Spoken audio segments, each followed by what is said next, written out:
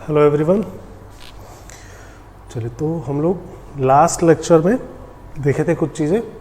क्या क्या देखे थे? तो एडियाबैटिक प्रोसेस, फिर उनका कंपैरिजन आइसोथर्मल प्रोसेस से साइक्लिक प्रोसेस के बारे में देखे थे, और ये देखे थे कि किसी केमिकल रिएक्शन में हम लोग वर्क कैसे निकालते हैं। एक चीज़ और हम लोग देखते हैं, हम लोग किसी प्रोसेस की इंथाल्पी में चेंज कितना हो रहा है ये कैसे निकालेंगे, ये देखना है हम लोग। डेल्टा यू, हीट, वर्क, ये सब तो हम लोग निकालना देख लिए थे, बट इंथाल्पी में चेंज कितना होता है किसी प्रोसेस में, ये कैसे निकाला जाता है, ये अब हम लोग देखते हैं। ठीक है। अगर याद हो तो इंथाल्पी के बारे में H, इंथाल्पी को हम लोग H से रिप्रेजेंट करते हैं।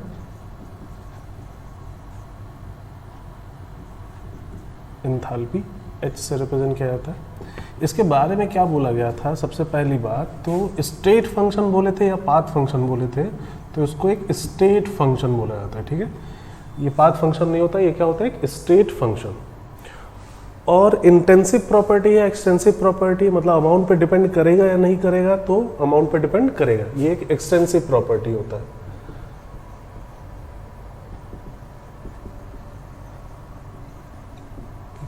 स्टेट फंक्शन है और एक एक्सटेंसिव प्रॉपर्टी है। ठीक बात। चलिए, अब होता क्या है, एंथैल्पी हम लोग डिफाइन कैसे करते हैं? तो मतलब न्यूमेरिकली अगर देखा जाए तो किसी भी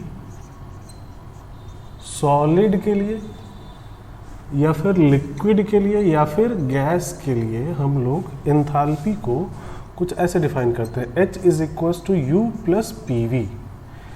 H को बोला जाता है कि it is equal to U plus P V, जो उसकी इंटरनल एनर्जी है प्लस जो उसके लिए P इंटू वी की वैल्यू है, उन दोनों को अगर ऐड करेंगे तो हमें एंथैल्पी मिलेगा फॉर एनी सॉलिड, लिक्विड और गैस। चाहे सॉलिड हो, चाहे लिक्विड हो, चाहे गैस हो, किसी के लिए भी ये चीज़ एप्लीकेबल है। H is equal to U plus P V. ठीक है। अब अगर यहाँ पे हम लोग DH ले, DH डिफ्रेंशिएट करें तो इसको लिख सकते हैं D you plus D of P we, और अगर इंटीग्रेट कर दिया जाए तो ये आ जाएगा इंटीग्रल ऑफ डी एच, क्या हो जाएगा? Delta H is equal to integral of d U हो जाएगा डेल्टा यू, और integral of d P V हो जाएगा delta of P V. Delta of P V का मतलब क्या? डेल्टा ऑफ पी वी का मतलब क्या? P two V two minus P one V one, P two V two minus P one V one. ठीक है, तो delta H is equal to delta U plus delta P V, ऐसा हो जाता है। ध्यान दीजिएगा, अभी हम लोग जो लिख रहे हैं ये किसके लिए लिख रहे हैं? तो फॉर एनी सॉलिड, लिक्विड और गैस, किसी के लिए भी ये एप्लीकेबल है। ठीक है। हाँ, अब यहाँ से हम लोग दो कंडीशन ले सकते हैं। एक कंडीशन ये आ सकती है कि प्रेशर कांस्टेंट हो। अगर प्रेशर कांस्टेंट है तो डेल्टा एच की वैल्यू किसके बराबर हो जाएगी? तो डेल्टा यू, प्रेशर बाहर आ जाएगा, ये हो जाएगा P डेल्टा V। ठीक है। और वही अगर हम लोग कांस्टेंट वॉल्यूम कंडीशन ले लें तो delta H is equal to हो जाएगा डेल्टा U प्लस, इस बार वॉल्यूम बाहर आ जाएगा, ये हो जाएगा V डेल्टा P। U और V में कंफ्यूज मत होइएगा, है ना, दोनों देखने में एक जैसा है। ये U है, ये V है। ठीक है, तो delta H is equal to delta U plus V delta P at constant volume. ठीक है। कांस्टेंट प्रेशर पे वापस से अगर आते हैं तो कांस्टेंट प्रेशर पे हम लोगों को क्या बोला गया था कि कांस्टेंट प्रेशर पे अगर फर्स्ट लॉ याद हो तो फर्स्ट लॉ में हम लोग क्या लिखे थे? डेल्टा यू, फर्स्ट लॉ की बात हो रही है, ठीक है, is equal to Q plus W. Delta U is equal to Q plus W. Q कितना और डब्ल्यू कितना? तो W हम लोग क्या लिखते हैं? कांस्टेंट प्रेशर पे minus of P delta V लिखा जाता है, ऐसा नहीं। W कितना लिखते हैं? Minus of P delta V। Constant pressure पे, प्रेशर कांस्टेंट होता है तो P dV का इंटीग्रेशन P डेल्टा V हो जाता है। तो माइनस P डेल्टा V, ये अगर लेफ्ट साइड में ले जाए तो Q इज इक्वल टू क्या हो जाएगा? Delta U plus P delta V। और ये हीट किस कंडीशन में है? तो एट कांस्टेंट प्रेशर। तो heat at constant pressure delta U plus P delta we के बराबर था। हीट एट कांस्टेंट प्रेशर किसके बराबर था? तो delta U plus P delta we. और यहाँ पे डेल्टा एच किसके बराबर दिख रहा है? तो delta U plus P delta we. तो इन दोनों को देख के हम लोग क्या बोल सकते हैं इन दोनों को देख के क्या ये बोला जा सकता है कि delta H is equals to Q at constant pressure? नहीं बोल सकते हैं ना ऐसा। हीट एट कांस्टेंट प्रेशर यही होता है डेल्टा एच के बराबर। कांस्टेंट प्रेशर कंडीशन में आप कितना हीट एक्सचेंज कर रहे हैं सिस्टम के साथ, वही उस सिस्टम का डेल्टा एच होता है। आप जितना हीट दे रहे हैं या जितना हीट ले रहे हैं कांस्टेंट प्रेशर कंडीशन में, वही उस सिस्टम का डेल्टा एच होता है। ठीक है, तो delta H is equals to delta U plus P delta V, या फिर यहाँ से delta H is equals to Q P, क्योंकि क्यू पी भी किसके बराबर है, तो delta U plus P delta V. बात समझ में आ रही है इतनी? अब ये चीज जो हम लोग लिखे हैं ये किसी के लिए भी एप्लीकेबल है, फॉर एनी सॉलिड लिक्विड और गैस। ठीक है, अब स्पेशली बात करते हैं आइडियल गैस की। अगर आइडियल गैस है तो क्या होगा, तो delta H is equals to delta U plus delta of P V, ऐसा हमने लिखा ही है, ये लिखा ही है हमने। ठीक है, अगर किसी प्रोसेस में है आइडियल गैस, किसी प्रोसेस में अगर आइडियल गैस है तो क्या होगा, तो delta H is equals to delta U plus delta P V. यहाँ से हम लोग ऐसा भी लिख सकते हैं गैस के लिए, आइडियल गैस के लिए, कि पीवी की वैल्यू एनआरटी के बराबर होगी। पीवी की वैल्यू किसके बराबर हो जाएगी, एनआरटी के। तो delta H is equals to क्या हो जाएगा, delta U plus delta of NRT. अगर आइडियल गैस किसी प्रोसेस में इन्वॉल्व हो रहा है तो एन और आर कांस्टेंट होगा, बाहर आ जाएगा, बचेगा क्या, डेल्टा टी बचेगा। तो डेल्टा एच इज इक्वल्स हो जाएगा delta U plus N R delta T. और आइडियल गैस के लिए हम लोग डेल्टा यू को क्या लिखे थे, तो N C V delta T लिखा गया था ना, plus N R delta T. तो N C V delta T plus N R delta T, यहाँ से एन डेल्टा टी कॉमन आ जाएगा, बचेगा क्या ब्रैकेट में, सी वी प्लस आर। और सी वी प्लस आर को ही क्या बोला जाता है, सी पी। मतलब ये फॉर्मूला क्या हो गया, delta H is equals to N C P delta T. नहीं, delta H is equals to क्या हो गया, N C P delta T. बात समझ में आ रही है नहीं? और इस चीज़ को लिखने के लिए हमने ये बोला नहीं कि प्रोसेस कौन सा है, प्रोसेस आइसोथर्मल है, आइसोकोरिक है, आइसोबैरिक है, एडियाबेटिक है, ऐसा हमने कुछ नहीं बोला।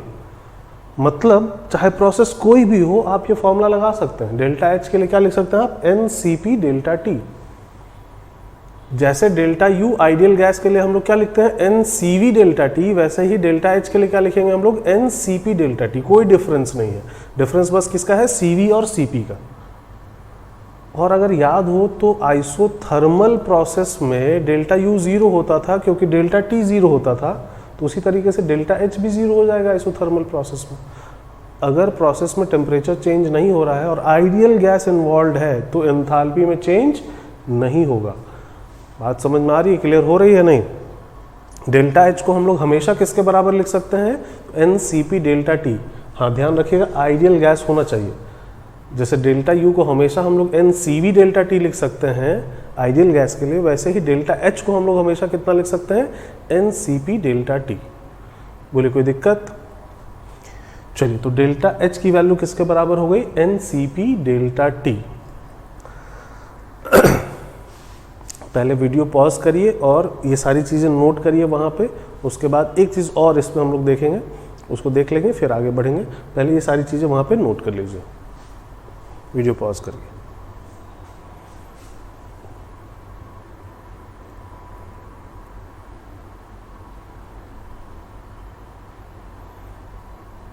चलिए नोट कर लिया।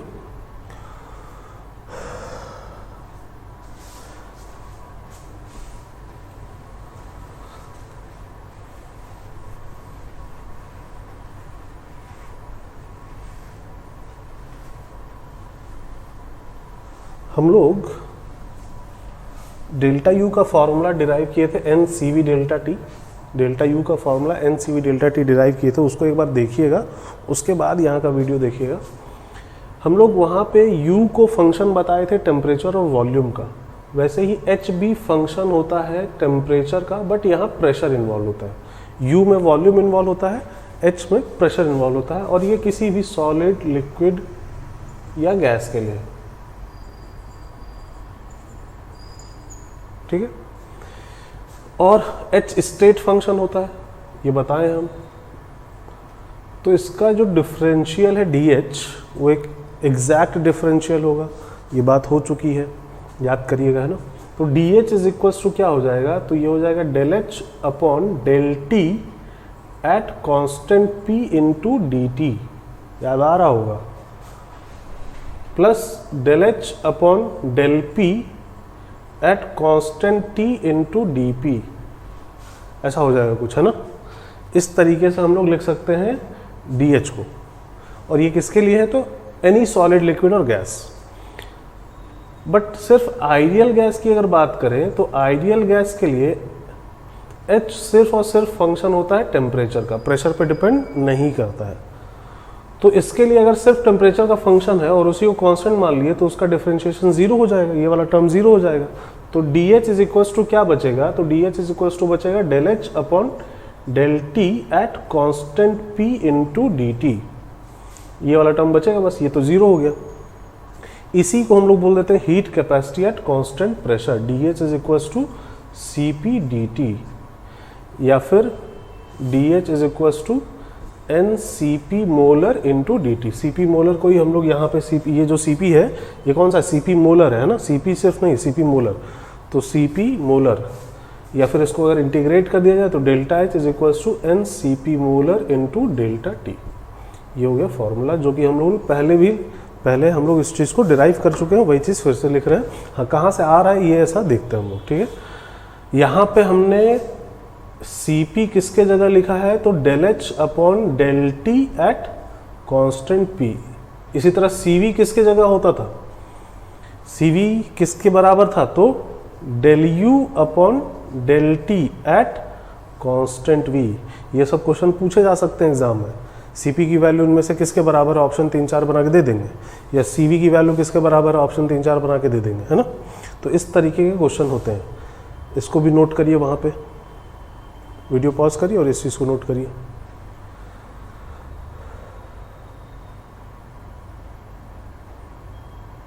नोट कर लिया, चलिए अब एक चीज़ हम लोग और देखते हैं।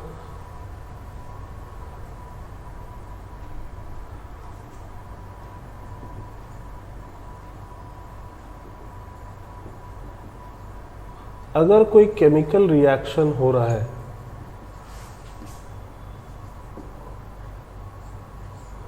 Taking place at constant temperature, कोई केमिकल रिएक्शन कांस्टेंट टेम्परेचर पे हो रहा है, तब उसके लिए डेल्टा एच क्या होगा, तो delta H is equal to delta U plus delta P V, और पीवी की जगह एनआरटी लिख देंगे हम लोग। और कांस्टेंट टेम्परेचर पे हो रहा है तो इस बार वेरिएबल क्या हो गया, इस बार वेरिएबल टी नहीं है, इस बार वेरिएबल क्या होगा, N, number of moles of gas. हम लोग वर्क वाले केस पे बात किए थे कि अगर हम लोग केमिकल रिएक्शन कराएंगे तो number of moles of gas change हो सकता है ना। तो यहाँ पे वेरिएबल क्या हो गया, number of moles of gas. तो delta H is equals to क्या हो जाएगा, delta U plus delta N G R T. ये होता है केमिकल रिएक्शन के केस में। डेल्टा एन जी याद ही होगा, कितने अमाउंट का रिएक्शन करा रहे हैं उस पर डिपेंड कर रहा था डेल्टा एन जी कितना होगा, वहाँ से निकालेंगे और उसके बाद यहाँ पे ये वाला रिलेशन यूज़ करेंगे। हालांकि इस पे बेस्ड जो क्वेश्चंस होते हैं उसको हम लोग थर्मोकेमिस्ट्री में ज़्यादा यूज़ करते हैं। इस पे बेस्ड काफ़ी क्वेश्चन आते हैं थर्मोकेमिस्ट्री में, कौन बड़ा होगा, डेल्टा एच बड़ा होगा या डेल्टा यू बड़ा होगा, इस तरह के क्वेश्चन। तो ये किस पे डिपेंड करेगा, डेल्टा एन जी पे। डेल्टा एन जी अगर पॉजिटिव हुआ तो इसमें आप कुछ ऐड कर रहे हैं तो डेल्टा एच बड़ा हो जाएगा। डेल्टा एन जी अगर ज़ीरो हुआ तो डेल्टा एच और डेल्टा यू बराबर हो जाएंगे क्योंकि ये ज़ीरो हो जाएगा। डेल्टा एन जी अगर नेगेटिव हुआ तो ये क्वांटिटी 1 से छोटी हो जाएगी, तो डेल्टा एच डेल्टा यू से छोटा हो जाएगा। तो इस तरह के क्वेश्चन बना जाता है। हालांकि हम लोग उसको थर्मोकेमिस्ट्री में ज़्यादा देखते हैं as compare to thermodynamics. Thermodynamics में कम क्वेश्चन आते हैं, थर्मोडायनेमिक्स पे जो क्वेश्चन आएंगे हम लोग इससे सॉल्व करेंगे। डेल्टा एच जो प्रोसेस के लिए निकालना है वो कहाँ से निकालेंगे, तो हम लोग एनसीपी मोलर डेल्टा टी से। अगर डेल्टा टी ज़ीरो है तो डेल्टा एच भी कितना होगा, तो ज़ीरो। और अगर याद हो तो हम लोग फ्री एक्सपेंशन देखे थे आइसोथर्मल प्रोसेस में और उसमें डेल्टा एच ज़ीरो लिखे थे। तो फ्री एक्सपेंशन याद है ना, ज़ीरो एक्सटर्नल प्रेशर के अगेंस्ट एक्सपेंशन, उसमें टेम्परेचर चेंज नहीं हो रहा था, डेल्टा टी जीरो था, डेल्टा टी अगर जीरो है तो डेल्टा एच भी जीरो होगा। ये चीज़ अब देख पा रहे हैं हम लोग वहाँ लिख लिए थे बट अब यहाँ से हम लोग देख सकते हैं, ठीक है। तो डेल्टा एच में हमें इतना ही देखना था। वीडियो पॉज करके इस चीज़ को भी नोट कर लीजिए आप, फिर हम लोग आगे बढ़ेंगे।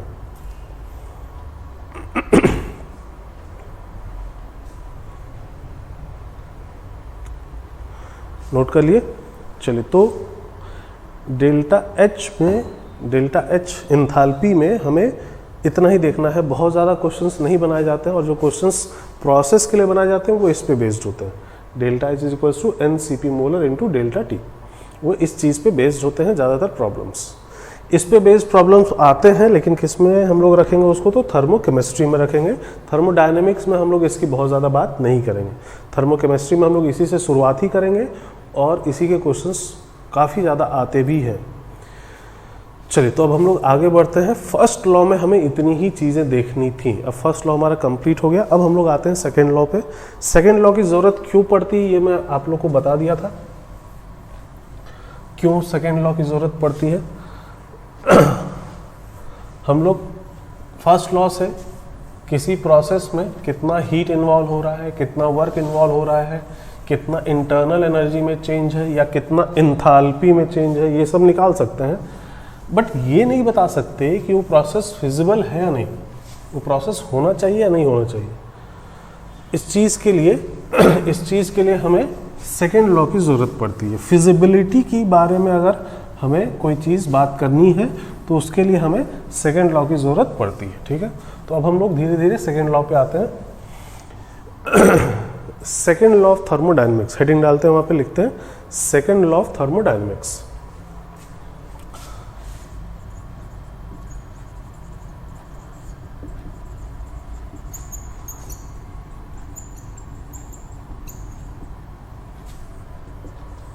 सेकेंड लॉ ऑफ थर्मोडायनेमिक्स, ठीक है।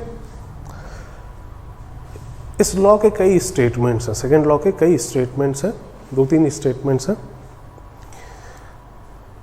कुछ स्टेटमेंट आप लोगों ने फिजिक्स में भी पढ़ा होगा, वही हम लोग यहाँ पे भी देखेंगे। एक एक करके बात करते हैं। एक स्टेटमेंट इसका ऐसा है कि complete conversion of heat into work is never possible. Heat को हम लोग कभी भी 100% वर्क में कन्वर्ट नहीं कर सकते। कंप्लीटली कन्वर्जन उसका वर्क में पॉसिबल नहीं है। कुछ ना कुछ हीट का लॉस ज़रूर होगा, वो वेस्ट जाएगा ही जाएगा, ऐसा कहना है इस लॉ का। या दूसरा स्टेटमेंट जो इसका है वो ये है कि efficiency of a heat engine can never be 100%। किसी भी हीट इंजन की एफिशिएंसी कभी भी 100% पॉसिबल नहीं है। हीट इंजन आप लोग ने फिजिक्स में उसके बारे में पढ़ा होगा, है ना। हम लोग केमिस्ट्री में उसके बारे में बात भी नहीं करेंगे बहुत ज़्यादा। आप लोग पढ़े भी होंगे वहाँ पे कि इस तरीके से एक हीट इंजन होता है, इसको Q1 हीट देते हैं, ये Q2 हीट रिलीज़ कर देता है, तो इसकी एफिशिएंसी हम लोग कुछ Q1 minus Q2 upon Q1 into 100, या इसका टेम्परेचर T1, इसका टेम्परेचर T2, तो T1 minus T2 upon T1 into 100। इस तरीके से एफिशिएंसी हम लोग डिफाइन करते हैं। उस पर बेस्ड क्वेश्चन भी आते हैं, लेकिन वो केमिस्ट्री में नहीं आते हैं। उस पर बेस्ड क्वेश्चन जो आते हैं वो फिजिक्स में आते हैं। केमिस्ट्री में यहाँ नहीं पूछा जाएगा, कभी नहीं पूछा गया है और पूछा भी नहीं जाएगा। इसके बारे में फिजिक्स में ही हम लोग को ज़्यादा पढ़ना होता है, केमिस्ट्री में नहीं पढ़ना होता है।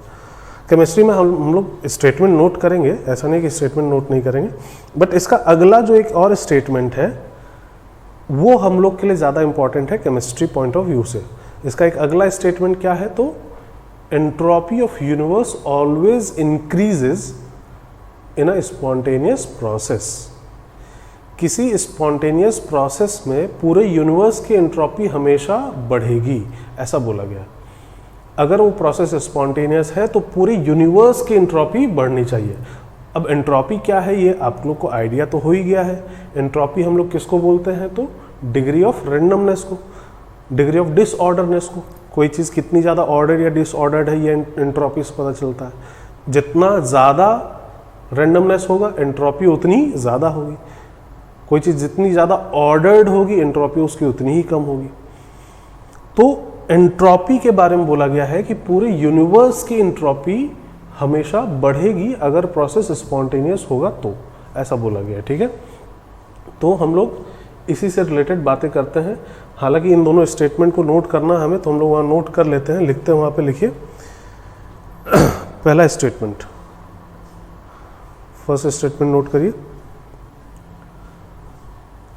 Complete conversion of heat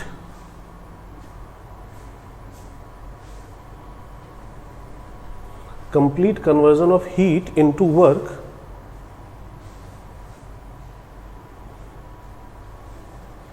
is not possible. Complete conversion of heat into work is not possible.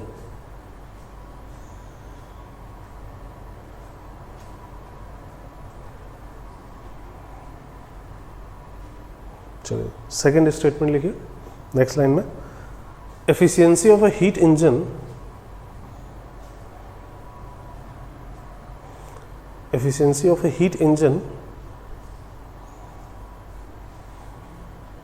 can never be 100%.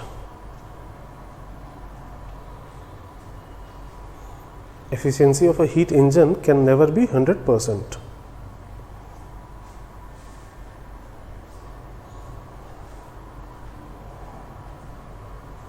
देखा। थर्ड स्टेटमेंट अब नोट करते हैं, लिखिए entropy of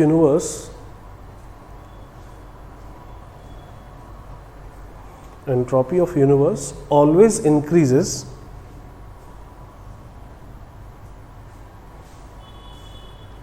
in a spontaneous process. Entropy of universe always increases in a spontaneous process.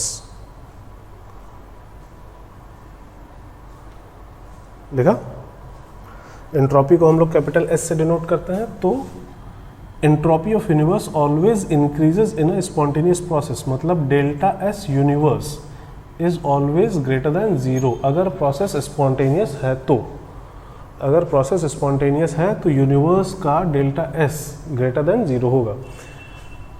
Universe मतलब delta S, universe ना लिख के इसको डेल्टा एस टोटल लिख दिया जाता है। यूनिवर्स लिखना थोड़ा अजीब सा लगता है, तो इसको हम लोग लिख देते हैं डेल्टा एस टोटल। और यहाँ पे greater than equal to zero हम लोग यूज़ करते हैं, सिर्फ ग्रेटर देन जीरो नहीं। ग्रेटर देन कब आएगा, तो जब प्रोसेस इरिवर्सिबल हो, और इक्वालिटी कब आएगा, तो जब प्रोसेस रिवर्सिबल हो, ऐसा बोला जाता है। ठीक है, delta S total is always greater than equal to zero. Delta S total का मतलब क्या, तो सिस्टम का डेल्टा एस प्लस सराउंडिंग का डेल्टा एस। सिस्टम और सराउंडिंग से तो यूनिवर्स बना है, तो सिस्टम का डेल्टा एस और सराउंडिंग का डेल्टा एस निकाल लें, दोनों को ऐड कर दें तो पूरी यूनिवर्स का डेल्टा एस हो जाएगा। तो delta S system plus delta S surrounding is greater than equal to zero for a spontaneous process, ऐसा बोला गया है। ठीक है, चलिए इस चीज़ को भी वहाँ उस स्टेटमेंट के नीचे नोट कर लीजिए। Delta S system plus delta S surrounding is always greater than equal to 0 for a spontaneous process.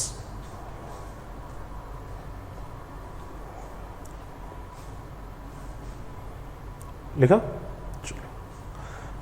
अब एंट्रोपी को हम लोग डिफाइन कर लेते हैं और उसके बारे में कुछ बातें करते हैं, सो दैट हम लोग एंट्रोपी के साथ आगे बढ़ पाएँ कि क्या है, कैसे है, क्या नहीं है, देख पाए हम लोग। ठीक है, एंट्रोपी की डेफिनेशन आप लोग को पता ही है, डिग्री ऑफ रैंडमनेस और डिसऑर्डरनेस, किसी चीज़ की रैंडमनेस या डिसऑर्डरनेस का डिग्री। ठीक है, खैर स्पॉन्टेनियस प्रोसेस किसको बोलते हैं ये भी पता ही होगा।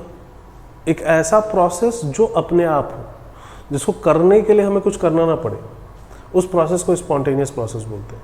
जैसे सपोज करिए एक हम यहाँ पे बॉक्स ले रहे हैं, बॉक्स में कोई एयर है, बॉक्स में कोई गैस है, तो अगर उस बॉक्स को यहाँ पे खोल दिया जाए तो उसकी जो गैस है वो निकल के पूरे रूम में स्प्रेड कर जाएगा, हर जगह स्प्रेड कर जाएगा। और उसको स्प्रेड होने के लिए आपने कुछ किया तो नहीं, वो गैस वहाँ से निकल के अपने आप स्प्रेड हो गई। तो ये प्रोसेस क्या हुआ, स्पॉन्टेनियस।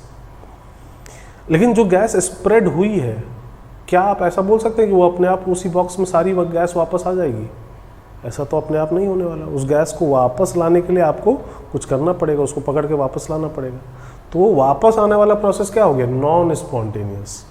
स्पॉन्टेनियस मतलब एक ऐसा प्रोसेस जो अपने आप हो, नॉन स्पॉन्टेनियस मतलब एक ऐसा प्रोसेस जिसके लिए हमें कुछ करना पड़े, एक एक्सटर्नल वर्क करना पड़े, एक्सटर्नल वर्क के बिना जो प्रोसेस होते हैं उसको हम लोग बोलते हैं स्पॉन्टेनियस। एक्सटर्नल वर्क करना पड़ेगा प्रोसेस कराने के लिए तो उसको बोला जाएगा नॉन स्पॉन्टेनियस। ठीक है, क्या लिखते हैं वहां पे, देखिए स्पॉन्टेनियस प्रोसेस, लिखिए इसमें a process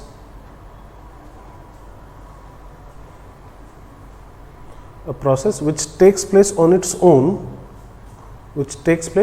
on its own,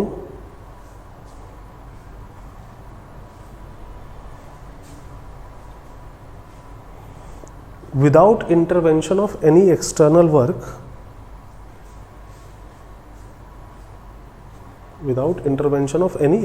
work,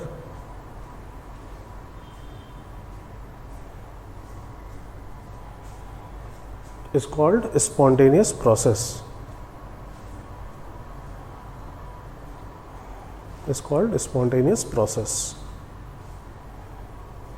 लिखा? चलो,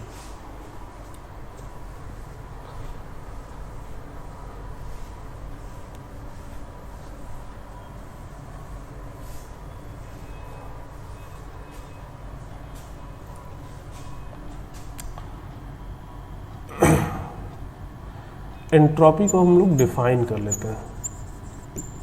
एंट्रोपी को हम लोग कैपिटल एस से लिखते हैं, डिनोट करते हैं। और क्या होता है, स्टेट फंक्शन होता है, पाथ फंक्शन, तो ये भी एक स्टेट फंक्शन है और ये भी एक एक्सटेंसिव प्रॉपर्टी है, अमाउंट पे डिपेंड करेगा। ठीक है, एक एक्सटेंसिव प्रॉपर्टी अमाउंट पे डिपेंड करेगा। पहले इतना लिखिए वहां पे,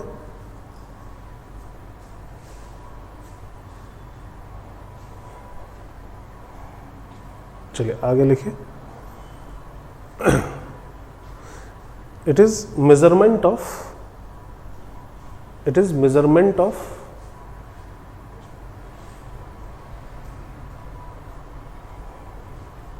डिग्री ऑफ रेंडमनेस और disorderness. It is measurement of degree of randomness और डिसऑर्डरनेस। ठीक है, लिखा? चलिए, तो एंट्रोपी को हमने डिफाइन तो कर लिया। अब कोई चीज़ कितनी ज़्यादा ऑर्डर्ड है, कितनी ज़्यादा डिसऑर्डर्ड है, इसी से उसकी एंट्रोपी पता चलती है। जनरली अगर देखा जाए, कोई चीज़ अगर सॉलिड फेज में है तो उसकी जो एंट्रोपी होगी, अगर उसी चीज़ को लिक्विड फेज में कन्वर्ट कर दे तो जो एंट्रोपी होगी, और उसी चीज़ को अगर गैस फेज में कन्वर्ट कर दे तो जो एंट्रोपी होगी। तो इसमें अगर कंपेयर करें तो सबसे ज़्यादा एंट्रोपी गैस फेज में होगी, फिर लिक्विड, फिर सॉलिड फेज में होगी। नहीं, ऐसा होना चाहिए। सॉलिड फेज में एटम्स या जो भी कंस्टिट्यूएंट पार्टिकल्स हैं वो अरेंज्ड होते हैं, लिक्विड फेज में वो सब डिसअरेंज हो जाते हैं, और गैस फेज में तो और भी दूर दूर चले जाते हैं, बिल्कुल डिसऑर्डर्ड हो जाते हैं। तो सबसे ज़्यादा एंट्रोपी गैस फेज में, उसके बाद लिक्विड, उसके बाद सॉलिड। सॉलिड फेज में एंट्रोपी सबसे कम होगी। ठीक है, अच्छा, बोला जाता है कि एक कोई केमिकल रिएक्शन आपको दे दिया जाएगा और बोला जाएगा बताइए कि ये केमिकल रिएक्शन होगा तो एंट्रोपी बढ़ेगी या फिर घटेगी। कोई केमिकल रिएक्शन आपको प्रोवाइड कर देंगे, बोलेंगे इस केमिकल रिएक्शन को बस देख के बताइए कि ये केमिकल रिएक्शन जब होगा तो एंट्रोपी बढ़ रही होगी या घट रही होगी। तो उसके लिए सिंपल सा हमें क्या याद रखना है, केमिकल रिएक्शन के लिए डेल्टा एन जी से डिसाइड करेंगे हम लोग। सिंपल सा, अगर delta N G greater than 0 है प्रोसेस का, इसका मतलब क्या, जब रिएक्शन हो रहा होगा तो गैस के नंबर ऑफ मोल्स बढ़ रहे होंगे, और गैस के नंबर ऑफ मोल्स बढ़ेंगे तो एंट्रोपी बढ़ेगी। सिंपल सी बात, अगर गैस के नंबर ऑफ मोल्स बढ़ेंगे तो एंट्रोपी बढ़ेगी। तो डेल्टा एन जी अगर ग्रेटर देन 0 है तो डेल्टा एस भी ग्रेटर देन 0 होगा। वही अगर delta N G less than 0 है रिएक्शन का, तो जब रिएक्शन हो रहा है तो गैस के मोल्स कम हो रहे हैं तो एंट्रोपी भी घट रही होगी, मतलब डेल्टा एस कैसा हो जाएगा, तो लेस देन 0। ठीक है, हाँ, अगर डेल्टा एन जी 0 है मतलब गैस के मोल्स चेंज नहीं हो रहे थे, मतलब रिएक्शन के पहले जितने मोल थे बाद में भी उतने ही मोल हैं, तो ऐसे में फिर एंट्रोपी के बारे में हम लोग डायरेक्टली नहीं बता पाएंगे कि डेल्टा एस 0 हो जाएगा, ऐसा नहीं बोल देंगे। एंट्रोपी वहाँ बढ़ भी सकती है, एंट्रोपी वहाँ कम भी हो सकती है, कुछ भी हो सकता है। हो सकता है 0 भी हो जाए, हम लोग नहीं बता सकते, सिर्फ रिएक्शन को देख के। उसके लिए और भी चीज़ें हमें पता होनी चाहिए जो कि हमारे लेवल से आगे की चीज़ें हम लोग उसके बारे में डिस्कस नहीं करेंगे, ठीक है। तो अगर डेल्टा एन जी 0 है तब फिर delta S may be equal to 0, may be positive, may be negative, कुछ भी हो सकता है। हाँ, अगर पॉजिटिव निगेटिव हुआ तो ऐसा नहीं कि एंट्रोपी में बहुत ज़्यादा चेंज आ जाएगा, यहाँ बहुत ज़्यादा चेंज आ सकता है, यहाँ ऐसा नहीं कि बहुत ज़्यादा चेंज हो जाएगा, थोड़ा सा बढ़ रहा होगा, थोड़ा सा घट रहा होगा लेकिन बहुत ज़्यादा चेंज नहीं होगा, ठीक है। तो केमिकल रिएक्शन के लिए हम लोग इस तरीके से बात करते हैं। जैसे एक सिंपल सा एग्जांपल, H2 गैस से बना 2H गैस, बोला गया बताइए इस रिएक्शन का डेल्टा एस कैसा होगा, इस रिएक्शन का डेल्टा एस कैसा होगा। तो इस रिएक्शन का डेल्टा एस अगर हमें निकालना है तो उस रिएक्शन के डेल्टा एस कैसा होगा, कैलकुलेट नहीं करना है, साइन बताना है बस। तो डेल्टा एन जी अगर देखा जाए तो 1 मोल गैस है, 2 मोल गैस बन रहा है, number of moles of product, gases product ज़्यादा है, रिएक्टेंट कम है, 2 - 1, डेल्टा एन जी पॉजिटिव है तो number of moles of gas बढ़ रहा है तो डेल्टा एस भी पॉजिटिव आएगा, एंट्रोपी भी बढ़ रहा होगा। इस रिएक्शन का डेल्टा एस पॉजिटिव होगा, ठीक है। इसके डेल्टा एच के बारे में कभी कभी बोल दिया जाता है प्रेडिक्ट करिए, डेल्टा एच प्रेडिक्ट करिए कैसा होगा, पॉजिटिव होगा, नेगेटिव होगा, 0 होगा, क्या होगा। तो ध्यान से अगर देखा जाए तो H2 से 2H बना, हुआ क्या, H2 से 2H कैसे बना, क्या हुआ कि H2 से 2H बन गया। H2 एक मॉलिक्यूल था और H एटम, मतलब क्या किया हमने, हाइड्रोजन सिंगल बॉन्ड हाइड्रोजन जो था उसको तोड़ दिया तो 2 H के एटम हमें मिल गए। हमने क्या किया, हाइड्रोजन सिंगल बॉन्ड हाइड्रोजन को तोड़ा, तो तोड़ने में क्या होता है, एनर्जी देना पड़ता है, रिलीज होती है, एनर्जी देना पड़ता है, मतलब हमने एनर्जी दिया होगा, हीट हमने दिया होगा, तो डेल्टा एच कैसा हो जाएगा, हीट अगर दे रहे हैं तो वो पॉजिटिव होता है तो डेल्टा एच भी पॉजिटिव हो जाएगा। नहीं, बात समझ में आ रही है? नहीं, मतलब इस प्रोसेस का आप डेल्टा एच और डेल्टा एच दोनों प्रेडिक्ट कर सकते हैं कैसा होगा, डेल्टा एच पॉजिटिव होगा, डेल्टा एच भी पॉजिटिव होगा, ठीक है। तो रिएक्शन के लिए ये चीज़ याद रखेंगे, इस चीज़ को वहाँ पे नोट करिए, वीडियो पॉज करिए, इस चीज़ को वहाँ पे नोट करिए।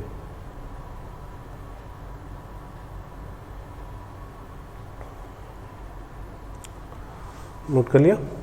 चलिए अब हम लोग आते हैं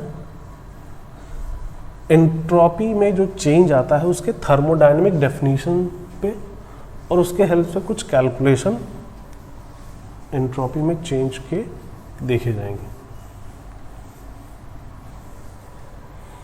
लिखिए वहां पे thermodynamic definition of,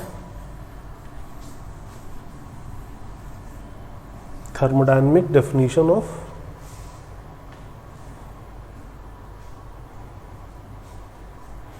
change in entropy, thermodynamic definition of change in entropy लिखा।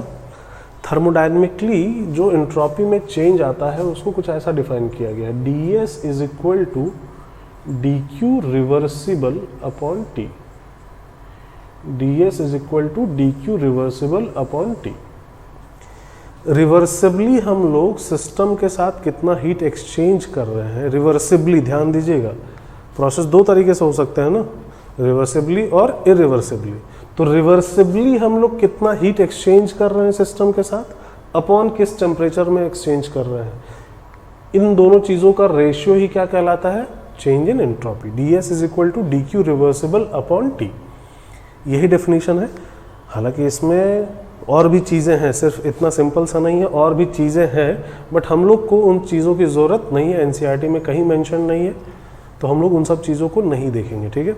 एक इक्वेशन होता है, एक इनइक्वालिटी होती है, क्लॉसियस क्लैपेरॉन इनइक्वालिटी, तो उन सब चीज़ों से ये आता है, बट हम लोग उसके बारे में डिस्कस नहीं कर रहे होंगे। हम लोग बस इतना याद रखेंगे कि ds is equal to dq reversible upon t। ये ध्यान रखने वाली चीज़ है कि हीट रिवर्सिबली एक्सचेंज होना चाहिए, रिवर्सिबल प्रोसेस में जो हीट एक्सचेंज हो रहा है वो हीट अपॉन टी, ये होगा ds, ठीक है।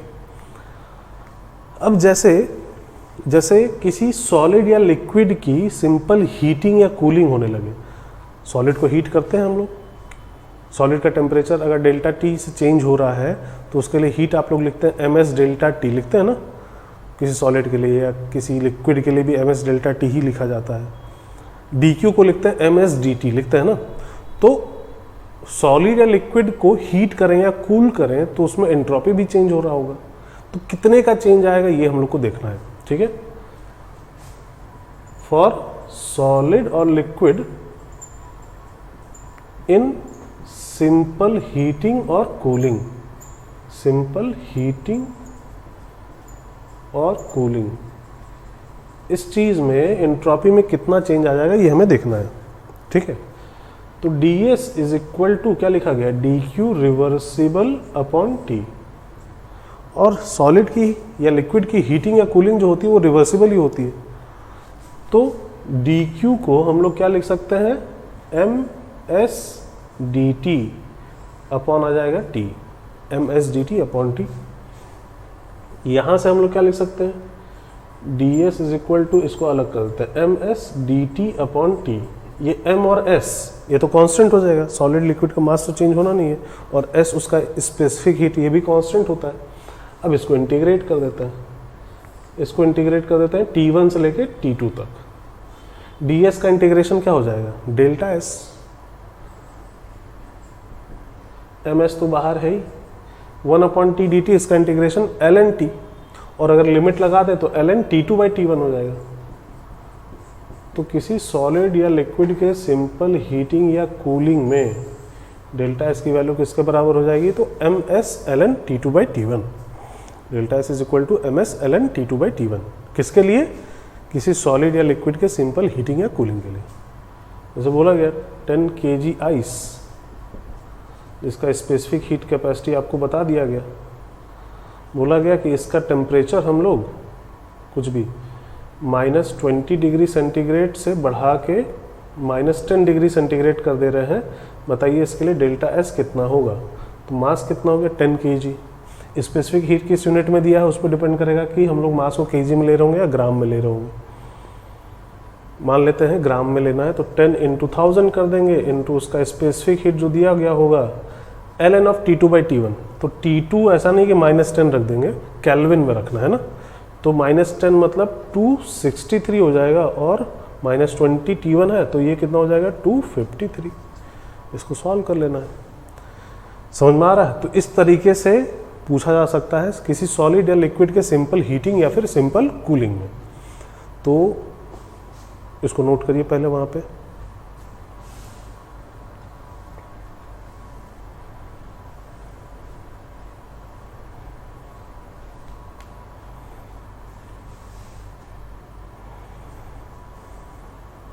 नोट कर लिए, चलिए। ये सॉलिड या लिक्विड के लिए था फॉर सिंपल हीटिंग और कूलिंग। अब हम लोग आते हैं आइडियल गैस के लिए, और आइडियल गैस के लिए अगर वो आइडियल गैस किसी प्रोसेस, थर्मोडायनेमिक प्रोसेस में इन्वॉल्व है तब क्या होगा। थर्मोडायनेमिक प्रोसेस मतलब जैसे आइसोकोरिक, आइसोबैरिक, एडियाबैटिक, आइसोथर्मल, इन सब में अगर इन्वॉल्व है तो क्या होगा ये हम लोग देखते हैं। लिखते हैं वहां पे, लिखिए चेंज इन एंट्रोपी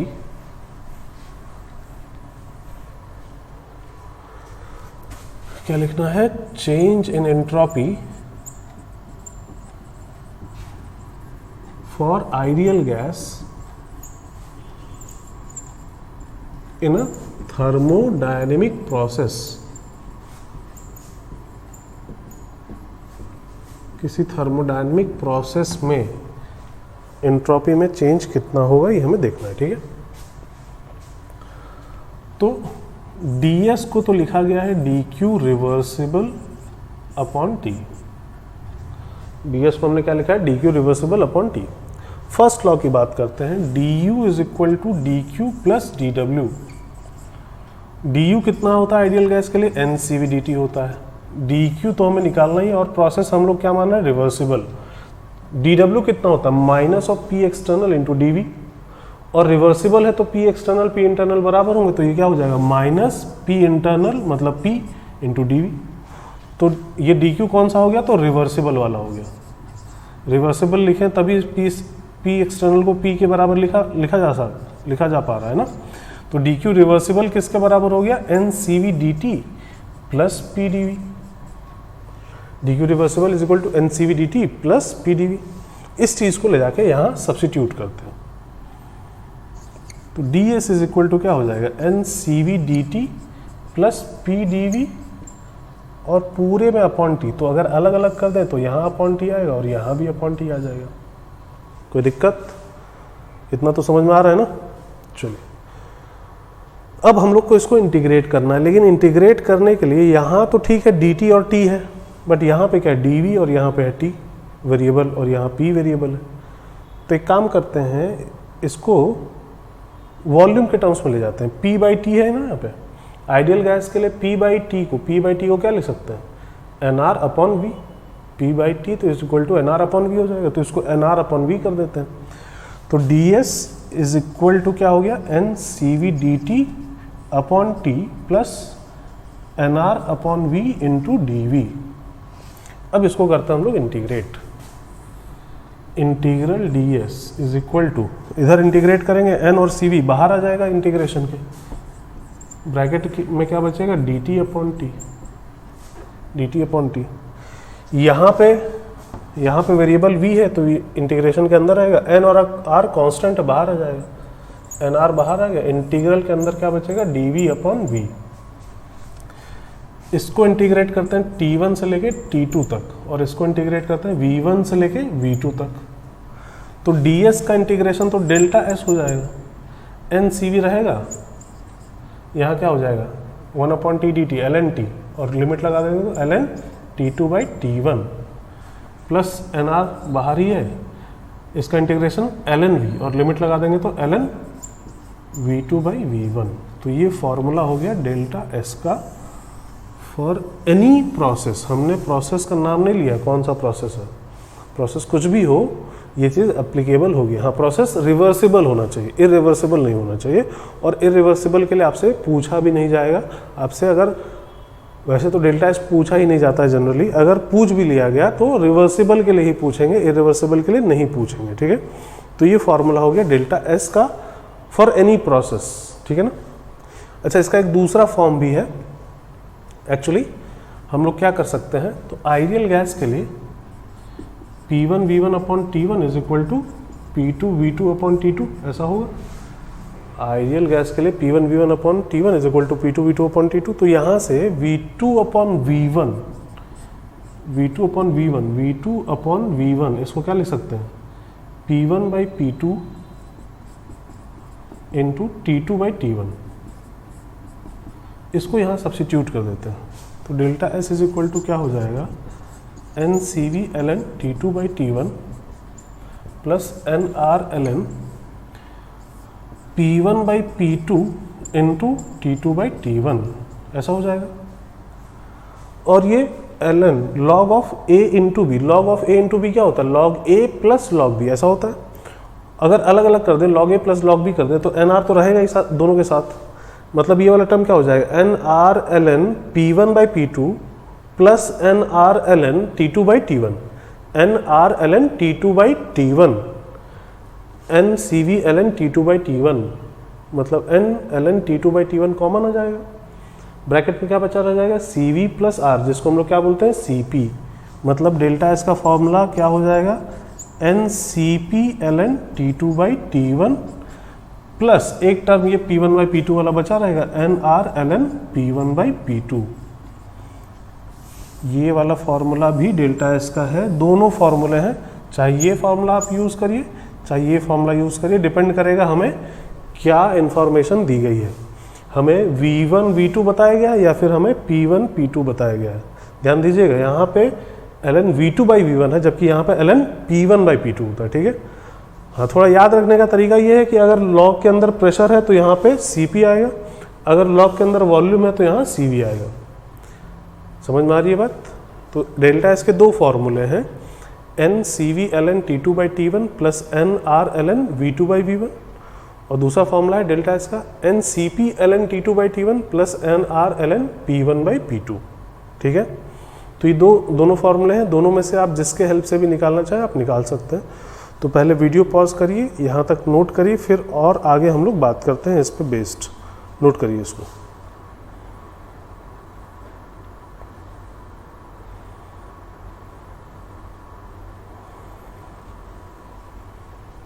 नोट कर लिए।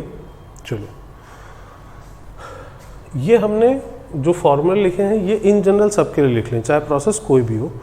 अब अगर स्पेसिफिकली हम लोग अलग अलग प्रोसेस की बात करने लगे,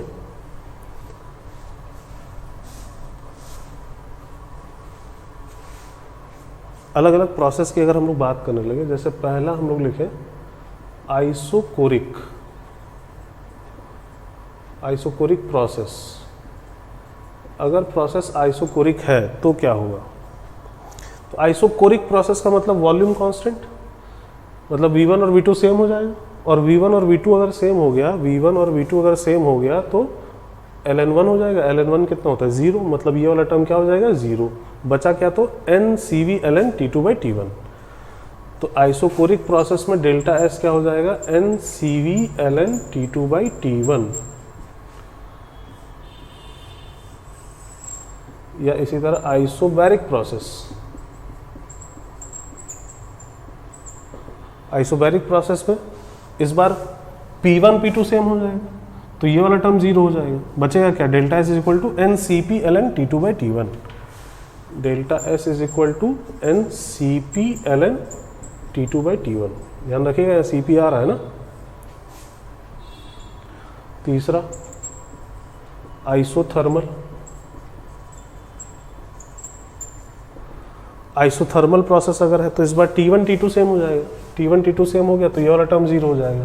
क्या बचेगा? NR ln V2/V1। या यहाँ पे भी ये वाला टर्म 0 हो जाएगा। क्या बचेगा? NR ln P1/P2। तो दोनों है यहाँ पे, डेल्टा एस यहाँ दोनों हो सकता है, NR ln V2/V1 या फिर NR ln P1/P2, दोनों हो सकते हैं। ठीक है, ठीक है ना। NR ln V2/V1 या फिर NR ln P1/P2। अच्छा, हो सकता है न्यूमेरिकल ना देके ना थियोरेटिकल क्वेश्चन ही पूछ ले, इनमें से कौन सा फॉर्मूला एप्लीकेबल होगा, इस टाइप का क्वेश्चन पूछ सकते हैं। फॉर्मूले याद रखिए, बहुत डिफिकल्ट फॉर्मूला नहीं है, इजी से फॉर्मूला याद हो जाता है। ठीक है ना। अगर एडियाबेटिक प्रोसेस है,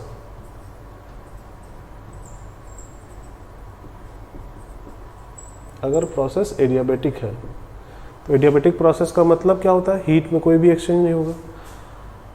तो हीट में अगर कोई भी एक्सचेंज नहीं हो रहा है तो DQ क्या हो जाएगा? 0। ये वाला टर्म 0 हो जाएगा नहीं, और अगर ये टर्म 0 हो गया तो DS 0 हो गया, और DS अगर 0 है तो डेल्टा S 0 हो जाएगा नहीं। एडियाबेटिक प्रोसेस अगर है तो DS ही 0 है या डेल्टा S 0 है, मतलब एंट्रोपी में कोई भी चेंज नहीं आएगा। हाँ, किसमें? रिवर्सिबल की बात हो रही है। मतलब एडियाबेटिक रिवर्सिबल प्रोसेस में एंट्रोपी कांस्टेंट रहता है। DS 0 है तो एंट्रोपी कांस्टेंट है, इसलिए हम लोग एडियाबेटिक रिवर्सिबल प्रोसेस को आइसो एंट्रोपिक प्रोसेस भी बोलते हैं।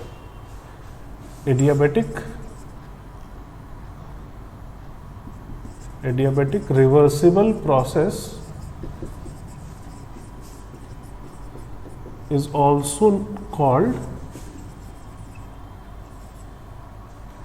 isoentropic process।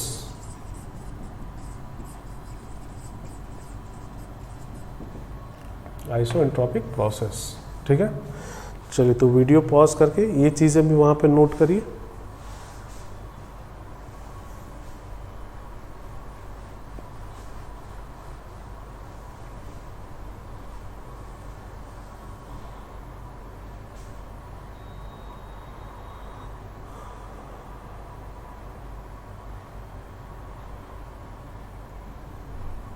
नोट कर लिए। चलो, तो हम लोगों ने ये देखा कि डेल्टा एस किसी प्रोसेस में कैसे निकालेंगे, किसी प्रोसेस में एंट्रोपी में कितना चेंज हो रहा है ये कैसे निकाला जाएगा। तो उसके लिए हम लोग अलग अलग फार्मूला लिख लिए। हालांकि एक कॉमन फार्मूला भी था जो आप जहाँ चाहें वहाँ अप्लाई करिए किसी भी प्रोसेस में, बट हम लोगों ने उसको सेगमेंट में करके अलग अलग फार्मूले लिख लिए। आइसोकोरिक के लिए, आइसोबैरिक के लिए, आइसोथर्मल के लिए, एडियाबेटिक के लिए। ठीक है, ये हमने लिख लिया।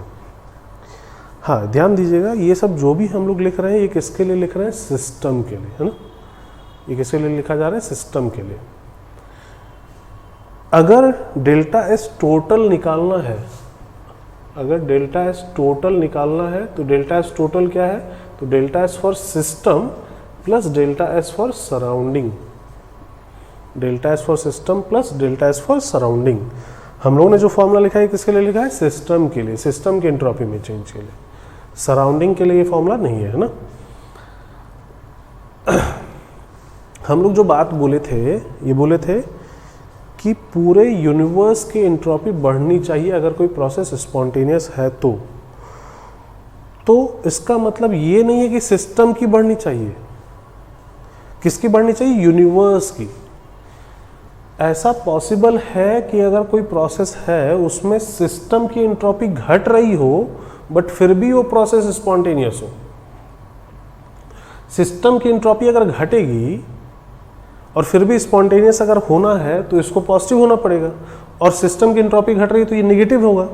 इसको पॉजिटिव होना है, ये नेगेटिव है, कैसे हो सकता है, तो ये पॉजिटिव हो, ये पॉजिटिव तो हो और साथ में इसका जो मैग्नीट्यूड है वो इसके मैग्नीट्यूड से ज़्यादा हो, तब ओवरऑल ये वैल्यू पॉजिटिव आ जाएगी। जैसे ये -10 है और ये +15 हो गया तो ओवरऑल क्या बचेगा, +5, तो डेल्टा एस टोटल पॉजिटिव आ जाएगा।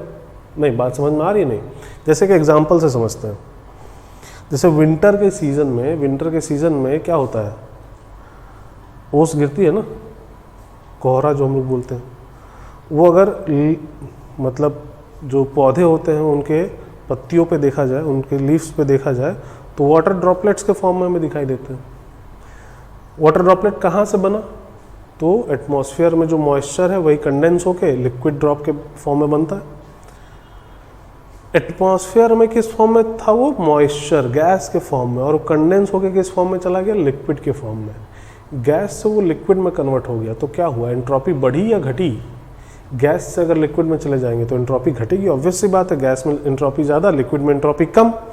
तो गैस से वो लिक्विड में गया तो एंट्रोपी उसकी घटी, सिस्टम की एंट्रोपी घटी, बट वो प्रोसेस अपने आप हुआ या आपने कराया, प्रोसेस अपने आप हुआ, आपने तो कराया नहीं, आपने तो किया नहीं कि उसको कंडेंस, उसको एटमॉस्फेयर में जो मॉइस्चर उसको कलेक्ट करके आपने कंडेंस कर दिया, आपने ऐसा तो किया नहीं, वो प्रोसेस तो अपने आप ही हुआ। और अगर कोई प्रोसेस अपने आप हो रहा है तो इसका मतलब वो प्रोसेस क्या है, स्पॉन्टेनियस है। इसका मतलब क्या है कि सराउंडिंग की एंट्रोपी वहाँ बढ़ रही होगी।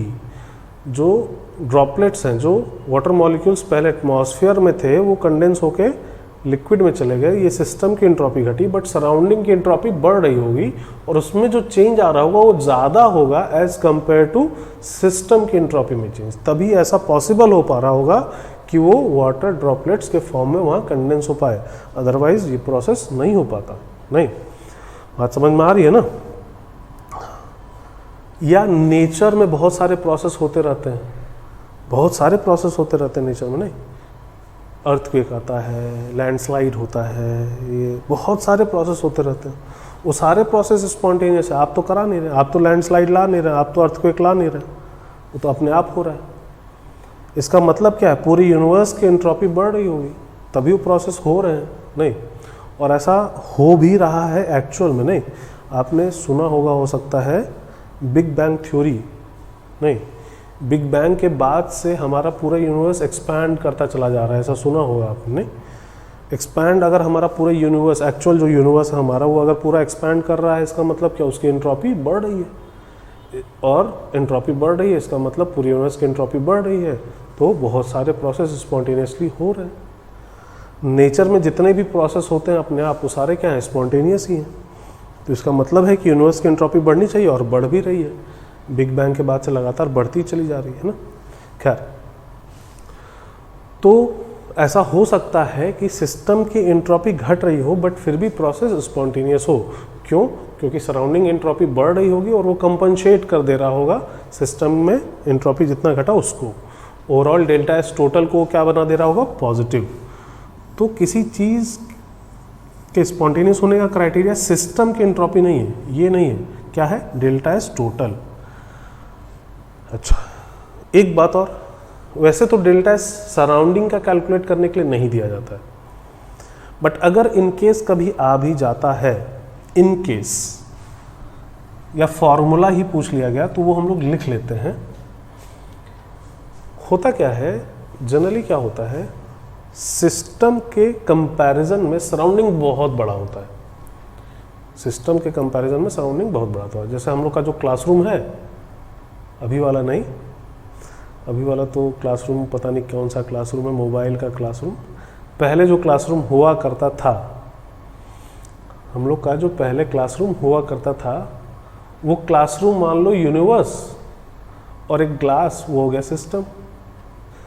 तो सिस्टम बहुत छोटा होता है जनरली, सराउंडिंग काफ़ी बड़ा होता है। तो अगर ऐसा होता है तो अगर आप सराउंडिंग से थोड़ा सा हीट ले लें या सराउंडिंग को थोड़ा सा हीट दे दें तो उसके टेम्परेचर में कोई खास फर्क नहीं पड़ने वाला। हाँ, लेकिन उस थोड़े से हीट से सिस्टम के टेम्परेचर में बहुत खास फर्क पड़ जाएगा। तो सिस्टम के लिए अच्छा खासा चेंज हो गया, बट सराउंडिंग के लिए क्या हुआ, बहुत ही नॉमिनल सा चेंज। तो सिस्टम और सराउंडिंग से हीट अगर एक्सचेंज होता है तो हम लोग ये मानते हैं कि सराउंडिंग का टेम्परेचर चेंज नहीं हो रहा होगा, टेम्परेचर सराउंडिंग का कांस्टेंट रहेगा, ऐसा हम लोग मान लेते हैं। और दूसरा कि जैसे सिस्टम पे आपने कोई प्रोसेस किया, आपने पिस्टन लगाया, पिस्टन को नीचे किया, तो ये तो सिस्टम के लिए अचानक का चेंज हुआ ना, सिस्टम का वॉल्यूम अचानक आधा हो गया। सराउंडिंग के लिए वॉल्यूम का कितना ही चेंज आया, बहुत कम, नहीं। तो अचानक चेंज मतलब सिस्टम के लिए प्रोसेस क्या हुआ, इरिवर्सिबल, नहीं अचानक से चेंज करें। बट सराउंडिंग के लिए प्रोसेस क्या हो गया, रिवर्सिबल, उसमें कितना ही चेंज आ गया, बहुत ही कम, नहीं।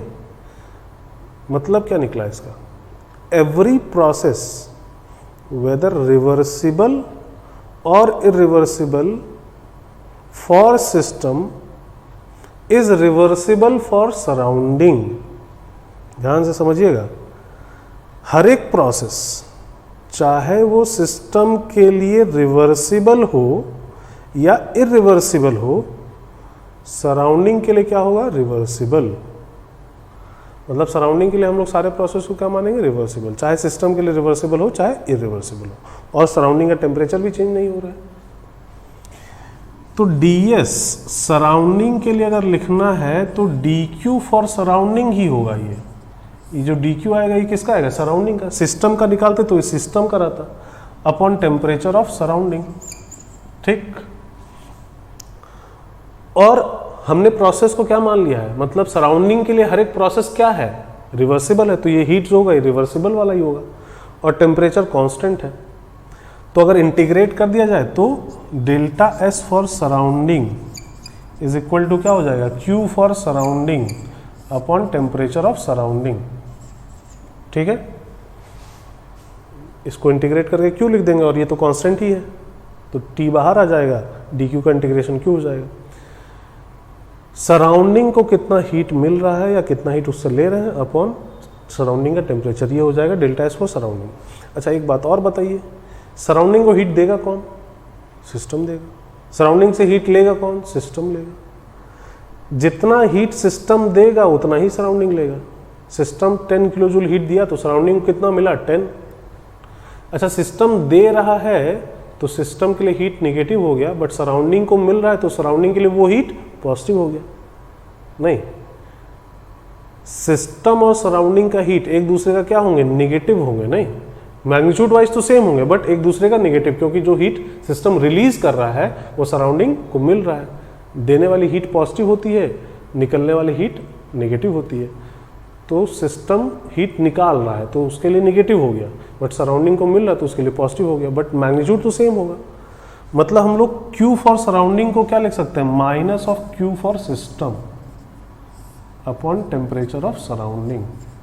ये हो गया डेल्टा एस फॉर सराउंडिंग।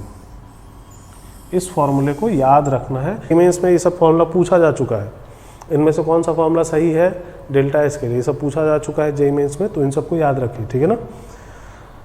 चलिए तो फिर आज के लेक्चर को हम लोग यहीं पे कंप्लीट भी करते हैं, आज हम लोग यहीं तक देखते हैं। और सेकेंड लॉ में डेल्टा एस के बारे में जितना हम लोग को देखना था वो हम लोग देख लिया।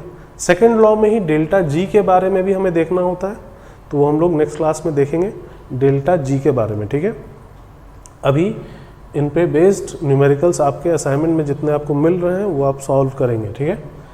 चलिए फिर इसके आगे हम लोग नेक्स्ट क्लास में देखते हैं, नेक्स्ट क्लास में बात करते हैं। Thank you.